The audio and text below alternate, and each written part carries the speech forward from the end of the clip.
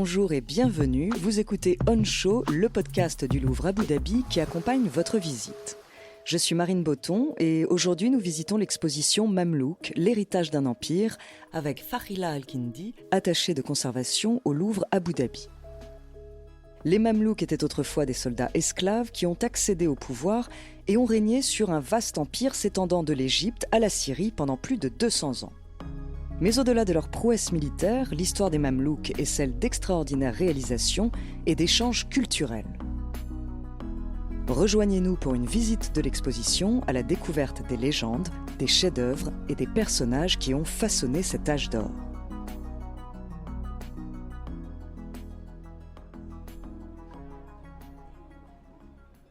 Hi Fakhra. Fakhila, merci beaucoup de nous accompagner et nous faire visiter cette nouvelle exposition aujourd'hui. Nous nous trouvons dans la salle d'introduction de l'exposition Mamlouk, l'héritage d'un empire. Et les Mamelouks, comme nous le verrons tout au long de l'exposition, ont connu un parcours tout à fait unique et extraordinaire. Plantons donc le décor. Qui étaient-ils et comment sont-ils arrivés au pouvoir ? Tout à fait, Marine. Nous nous situons en Égypte, dans le Bilad al-Sham, c'est-à-dire le Levant et les régions environnantes. À cette époque, nous sommes juste après le règne des Abbassides et juste après le règne des Ayyoubides en Égypte. Il s'agit d'un règne particulier car les Mamelouks viennent d'ethnies étrangères qui ont accédé au pouvoir en Égypte et au Levant plus généralement et qui ont accédé à une aristocratie militaire unique qui a permis une période de prospérité pendant les 200 années suivantes, voire un peu plus. C'est donc une histoire intéressante à découvrir d'un point de vue historique et artistique, ainsi que l'héritage qu'ils ont laissé derrière eux. Oui, ils sont en quelque sorte devenus une légende avec cette idée du soldat esclave devenu sultan. Tout à fait. C'est une histoire fascinante, une histoire qui ne commence pas seulement avec le sultanat mamelouk, mais bien avant cela. Cependant, c'est pendant la période mamelouk qu'ils ont accédé à un pouvoir légitime, ce qui est unique à cette époque. Nous pouvons le voir à travers les figures de théâtre d'ombre que les visiteurs peuvent découvrir dès l'entrée. Il s'agit d'un important dispositif de théâtre d'ombre qui montre l'ascension au pouvoir de jeunes garçons venus des steppes, réduits en esclavage et amenés en Égypte, où ils sont éduqués, où on leur enseigne la religion ainsi que la langue arabe, afin d'intégrer cette population étrangère qu'ils servent, et où on leur enseigne également l'importance de la furusiyya, qui est l'art de la guerre et l'art de la chevalerie. Grâce à cette échelle qu'ils gravissent, ils vont également développer une loyauté importante envers les émirs et les sultans au service desquels ils sont. Il s'agissait donc d'un système important et complexe, tout à fait unique. Ils peuvent évoluer du statut d'esclave à celui de sultan, ce qui est un concept très important, car il n'est pas basé sur un concept d'exclusion du pouvoir, mais un concept d'émancipation qu'on retrouve à travers le parcours qu'ils suivent. Ainsi, tout au long de l'exposition, nous rencontrerons certaines figures majeures de cette dynastie et nous commencerons par Baybars. Baybars est assez connu dans la culture populaire ou dans la littérature comme étant une figure épique. Pourquoi ? Baybars est un personnage important. Il n'est pas le premier sultan mamelouk. Cependant, il a été un sultan très important car il a bâti l'État qui a permis aux Mamelouks de durer aussi longtemps. Il a mis en place une structure militaire importante, il a mis en place des structures administratives majeures, il a servi les populations sur lesquelles il a régné, a mis en place d'importants systèmes postaux, etc. Et ce ne sont là que quelques exemples de ce qu'il a accompli. Mais Baybars n'est pas seulement connu pour ce qu'il a accompli, il était également important, accepté et soutenu parce qu'il avait participé à la bataille d'Ain Jalut contre les Mongols, une puissance très importante qui avait envahi et balayé de nombreux empires sur son passage, dont celui des Abbassides. Et après Baybars, je voudrais que nous découvrions une autre figure majeure présentée dans l'exposition juste après. Il s'agit d'Al-Nasir Muhammad, l'un des sultans clés de la dynastie. Tout à fait, Marine. Il a joué un rôle clé à bien des égards et il a laissé un héritage considérable. Ainsi, pendant son règne, Al-Nasir Muhammad a été le sultan mamelouk qui a connu la prospérité tant sur le plan intérieur qu'extérieur. Il a poursuivi et maintenu les relations extérieures établies par son père Qalawun et par Baybars également. Sur le plan intérieur, il a également été un souverain important car il a apporté la prospérité à la population en général ainsi qu'à différentes communautés diverses. Il a été soutenu grâce à la légitimité du règne de son père, mais aussi grâce à son propre règne qui a influencé le paysage du sultanat mamelouk où l'on voit de nombreux monuments surgir un peu partout. Donc oui, nous passons vraiment d'une période d'ascension au pouvoir et de conflits militaires à une phase marquée par la prospérité. Ce qui se reflète dans l'art, comme nous pouvons le voir à travers la beauté et la richesse de l'exposition, les commandes. N'oublions pas que les sultans étaient de grands commanditaires de l'art et, comme tu l'as dit, de l'architecture également. Exactement. Il s'agissait de mécènes importants, tant les hommes que les femmes, mais aussi les émirs, les sultans, les marchands, si bien que la prospérité accumulée tout au long du sultanat mamelouk a permis un mécénat architectural très important, qui était bien sûr extrêmement coûteux financièrement. Mais ces monuments sont aussi un témoignage de l'importance du service rendu à la communauté avec des lieux emblématiques, tels que le complexe de Kalaoun qui comprenait une médersa, une mosquée, un mausolée pour le commanditaire. Et il se trouve au Caire, c'est ça ? Oui, le complexe se trouve au Caire. Il existe encore aujourd'hui et comprenait également un hôpital. C'était une réplique d'un hôpital important qui se trouvait à Damas, que Kalaoun avait vu et décidé de reproduire au Caire. C'était un hôpital qui était à la pointe. Donc, comme tu l'as dit, ce n'était pas seulement une période de prospérité, mais aussi de progrès, notamment dans le domaine scientifique, et plus généralement une période d'innovation. J'aimerais bien que nous nous intéressions de plus près à la société du sultanat mamelouk. Il y a ici une section intitulée « La société dans le sultanat mamelouk, une mosaïque » qui présente différents groupes et une place particulière est accordée aux femmes. Pourquoi ? Oui, les femmes mamelouks étaient présentes et connues dans de nombreux et importants monuments, comme on vient d'en parler. Dans les villes principales du sultanat mamelouk, on pouvait donc voir des monuments commissionnés par des femmes. Et on pouvait y trouver des œuvres d'art commandées également par ces femmes. Et il y a un exemple, ici même dans l'exposition. Oui, nous avons des exemples provenant de Khawan Fatima. Elle est l'épouse de Qadbay. Qadbay était également un sultan important dans la dernière période du sultanat mamelouk. C'est aussi une période qui a connu un grand essor des arts et du mécénat architectural également. Ici, à travers ces œuvres qui évoquent Khawan Fatima. Ces œuvres... Nous avons donc une aiguière. Oui, nous avons une aiguière et un chandelier. D'accord. Ces objets adoptent les formes typiques des aiguières et des chandeliers mamelouks, à travers leur composition, leur technique et leur style. Ainsi, Khawan Fatima appartient à la famille Rasbahriya. La famille Rasbahriya était un groupe très important, une famille de l'élite présente tout au long du sultanat mamelouk, qui a entretenu des relations avec des émirs importants et d'autres personnalités durant toute cette période. Mais ici, nous voyons des œuvres qui ont été commandées par ou offertes à Khawan Fatima et qui ont été conservées jusqu'à aujourd'hui. Ce sont 2 exemples parmi les 6 œuvres existantes qui témoignent de sa présence et de son importance dans les milieux du pouvoir et du commerce. Et en raison de son appartenance à la famille Rasbahriya, elle était également une figure importante au sein de la société dans son ensemble. Au sein de l'industrie du commerce. Oui, en particulier au sein du commerce. D'accord. Et il y a une autre figure qui est également évoquée dans l'exposition à travers un Coran monumental. Oui, Marine. Nous sommes ici face à un très beau Coran monumental. Sur le plan esthétique, ce Coran est très mamelouk en termes de composition de la page, d'enluminure et de la calligraphie. Il est très beau et vraiment un régal pour les yeux. Cependant, c'est l'histoire derrière ce manuscrit qui est également très intéressante. Il a été commandé par Sitadak. Qui est-elle ? Sitadak était une esclave mongole qui vivait dans l'entourage d'Al-Nasir Muhammad. Elle occupait une place importante dans la communauté du Caire en particulier. Ce manuscrit, comme tous les manuscrits monumentaux, était généralement commandé pour être utilisé dans des monuments spécifiques. Il montre l'importance et les différents aspects du mécénat des Mamelouks à travers des objets qui servaient les monuments qu'ils avaient commissionnés. Il s'agissait donc probablement d'une commande pour une mosquée qu'elle a construite à Al-Saïda Zainab et qui existe encore aujourd'hui au Caire. Et ce manuscrit, à travers ses inscriptions, témoigne d'une commande par Sitadak. Les sections suivantes de l'exposition vont plus loin dans la présentation de la pluralité de la société. Il y a également une section consacrée à l'art de la guerre, la Fouroussiya, l'art de la chevalerie, comme tu l'as évoqué, que nous allons juste traverser, car selon moi, ce qui est vraiment important et vraiment intéressant dans cette exposition, c'est que même si elle parle évidemment de l'origine militaire des Mamelouks, ce que l'exposition montre également, c'est leur lien avec le reste du monde, bien au-delà du territoire Mamelouk. On voit le rôle central qu'ils ont joué dans les échanges entre l'Asie, l'Afrique et l'Europe, en tant que carrefour pour ces connexions. Oui, le sultanat mamelouk était un connecteur et un catalyseur tout au long de son histoire pour établir des échanges vers le nord, l'est et l'ouest. Il a donc joué un rôle majeur pour relier l'océan Indien et la Méditerranée, la mer Rouge et de nombreuses régions environnantes. Et ici, nous pouvons le constater à travers un certain nombre d'œuvres d'art et d'objets qui sont réunis et qui montrent ces liens. Exactement. Ainsi, dans cette section, nous voyons des témoignages très importants de ces connexions. On voit à travers eux que les gens voyageaient, les idées voyageaient, mais aussi les religions, les motifs, les matériaux, les techniques et les couleurs voyageaient.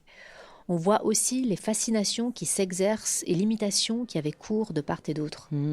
C'est très intéressant car, par exemple, nous voyons des céramiques bleues et blanches qui s'inspirent clairement des fameuses productions chinoises bleues et blanches, mais qui ont été fabriquées dans le sultanat mamelouk et vice-versa. Nous voyons également des œuvres d'art en métal qui ont été imitées des deux côtés, à la fois par les mamelouks et certains royaumes africains. Donc ces connexions, comme tu le mentionnes, Elles sont infinies. Elles sont infinies et ont une portée considérable.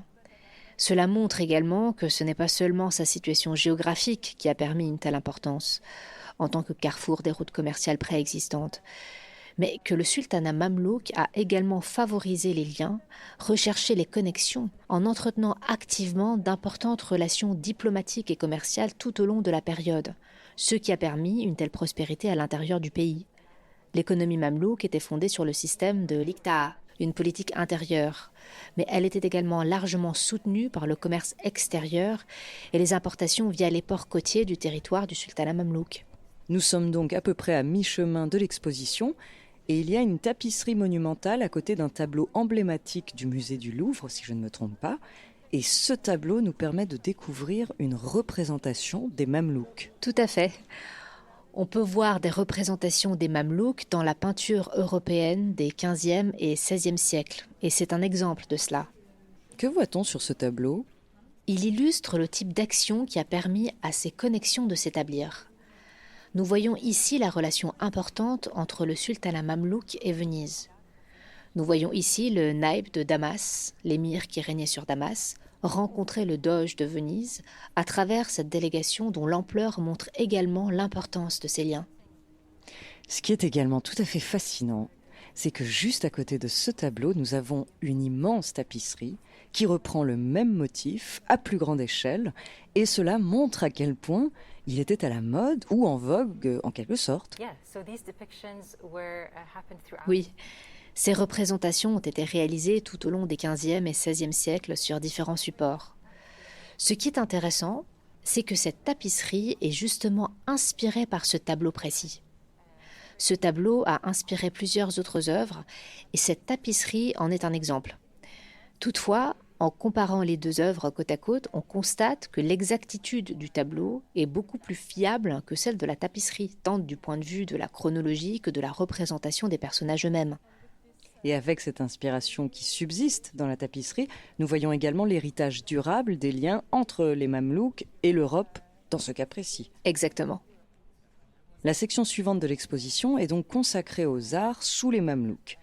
Nous avons souligné leur importance dans la commande d'œuvres d'art. C'est également une période où les techniques ont atteint un sommet de raffinement et de détail. Marine, c'est vraiment une salle magnifique. Il n'y a que des chefs-d'œuvre. Oui, c'est une collection de chefs-d'œuvre. On voit de magnifiques œuvres en métal, en verre, en textile, en céramique et en bois. L'art mamelouk a atteint de nombreux sommets, notamment en matière de calligraphie, avec le muhakkak sur les manuscrits, le style thulut, épigraphique, etc. Et donc, à travers cette salle, à travers des pièces monumentales ou minuscules et précieuses, nous voyons le paradoxe des Mamelouks, qui sont des défenseurs et des protecteurs militaires, et à la fois d'importants mécènes et amateurs d'art. Nous arrivons donc à la dernière section de l'exposition, qui est consacrée à une seule œuvre d'art. C'est un chef-d'œuvre. C'est la pièce finale de l'exposition. Il s'agit du baptistère de Saint-Louis. C'est une pièce très énigmatique pour clôturer l'exposition. Peux-tu nous en dire un peu plus sur son histoire et sur ce qui la rend si emblématique ? Lorsque nous entrons dans cette salle, Marine, nous sommes face à une très belle pièce qui scintille véritablement sous la lumière. Il s'agit d'un objet en cuivre martelé et incrusté de fils d'argent présentant des compositions au décor très riche, allant de scènes figuratives à des compositions zoomorphes avec un ensemble de médaillons tout autour. ainsi que des motifs végétaux et des motifs géométriques qui enveloppent et recouvrent l'ensemble du bassin.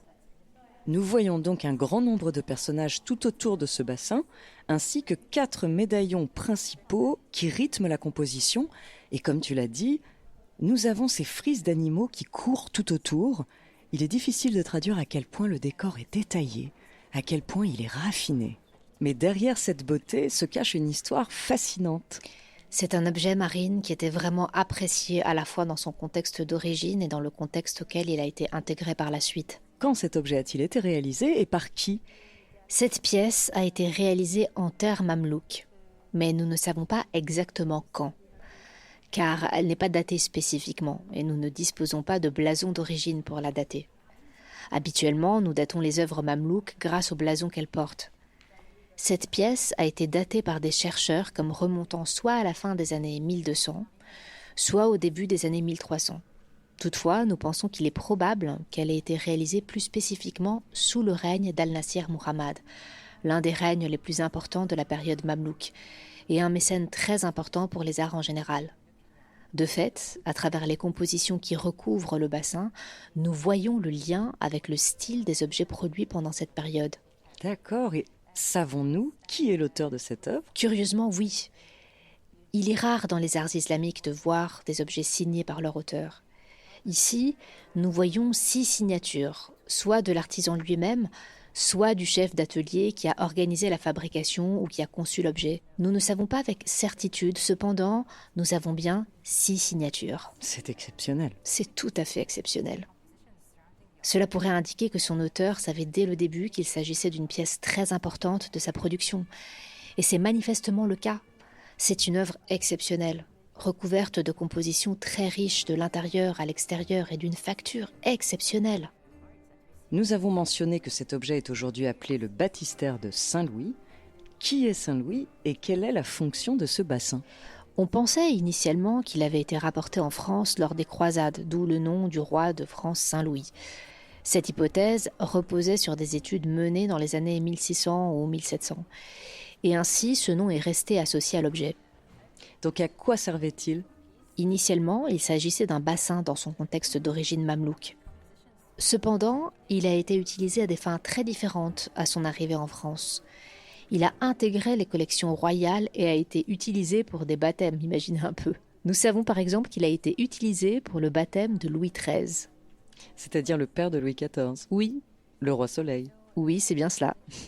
Il a également été utilisé ultérieurement pour d'autres princes français, avant d'intégrer les collections nationales et d'entrer dans la collection du Louvre. C'est également grâce aux blasons qui apparaissent sur l'ouverture du bassin lui-même que nous voyons ce lien avec la monarchie française. Ah oui, nous voyons un blason avec 3 fleurs de lys. Exactement. Surmonté d'une couronne. Il s'agit d'ajouts ultérieurs qui témoignent clairement et concrètement de ce lien. Merci beaucoup. C'est vraiment un objet fascinant pour clôturer l'exposition et mettre en valeur la beauté de l'art mamelouk, ainsi que sa relation avec le reste du monde. Que souhaiterais-tu que les visiteurs retiennent de cette exposition ? Je pense que ce qui est intéressant de retenir, c'est que l'importance des arts et de l'histoire mamelouk dans son ensemble, ainsi que leur présence, ne se sont pas arrêtées en 1517 avec le coup de grâce porté par les Ottomans. L'importance des Mamelouks sur le plan administratif et militaire s'est maintenue sous les Ottomans, mais elle s'est également perpétuée sur le plan artistique bien au-delà de leurs frontières et a perduré particulièrement en Égypte grâce au renouveau mamelouk plus tard à l'époque moderne. La légende perdure donc. La légende perdure, assurément. Merci beaucoup.